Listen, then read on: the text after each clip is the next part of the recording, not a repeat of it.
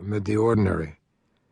When he'd been a captain with the Army Rangers, he and his partner had served as the unit's trackers through 2 tours in Afghanistan, for search and rescue operations, for extraction, for hunting down targets of acquisition. In the outlying districts and villages of Afghanistan, the difference between life and death was not so much about rifles, Kevlar, and the latest risk assessments, as it was about noting the rhythms of the environment, the normal ebb and flow of life, and watching for anything out of the ordinary. Like now. The woman didn't belong here. Even the brightness of her clothing was out of place. The ivory knee-length coat, the red shoes that matched her scarf and hat. Among a winter crowd dressed in browns and blacks or tans and grays, she stood out. Not wise when you were being hunted. As he watched her nervous progress across the square, he cradled the cup of hot coffee between his palms. He wore a pair of gloves with the fingertips cut out of them.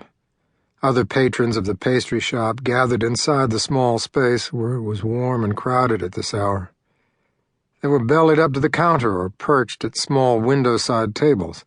He was the only one banished to the outdoor patio at the edge of the cold square. He and his partner. The compact shepherd, known as a Belgian Malinois, lay at his feet, the dog's muzzle resting on the tip of his boot, ready for any command. Kane had served alongside him through 2 tours in Afghanistan.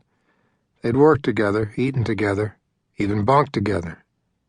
Kane was as much a part of his body as his own arm or leg. When Tucker left the service, he took Kane with him. Since then, Tucker had been adrift in the world, intending to stay lost, taking the occasional odd job to support himself, and then moving on. He liked it that way.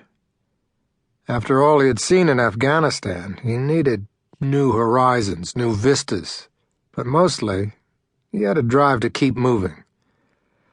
With no family attachments in the States, he no longer needed a home. It came with him. He reached down and ran his fingers through the dog's dense black and tan fur. Kane's muzzle lifted. Dark brown eyes, flecked with gold, stared up at him. It was one of the unique features of domesticated dogs. They studied us as much as we studied them. He matched that gaze and gave a small nod, then flicked his eyes to the square. He wanted his partner to be ready as the woman crossed toward them, about to skirt past the outdoor patio.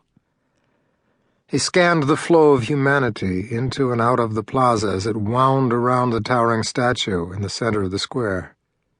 Its Baroque facade was covered in marble figures, climbing skyward toward a brilliant gold star. It represented those in the city who had escaped the Black Plague during the 18th century. As the woman neared, he kept a close eye on anyone staring toward her. There were a few. She was a woman who naturally turned heads, slender, curvaceous, with a fall of blonde hair to the middle of her back. At last, across the plaza, he spotted her hunter, or rather, hunters. A mountain of a man, flanked by 2 smaller figures, entered from a street to the north. They were all dressed in trench coats. The leader was black-haired, well over 6 feet, hugely muscled, and from the prominent pocking over his face, a chronic abuser of anabolic steroids. Tucker noted bulges under the trench coats that suggested concealed weapons. The woman didn't notice the group, her eyes glancing right over them. So she knew someone might be looking for her, but she didn't have the skill or knowledge to pick them out. Yet she had the instinct to stay around other people. She hurried past his location, a whiff of jasmine left in her wake. Kane tilted his nose up to her scent. She headed toward the doors of the massive Matthias Church with its towering stone-laced Gothic spire and 14th-century reliefs depicting the Virgin Mary's death. The doors were still open, waiting for the last of the day's tourists to straggle out.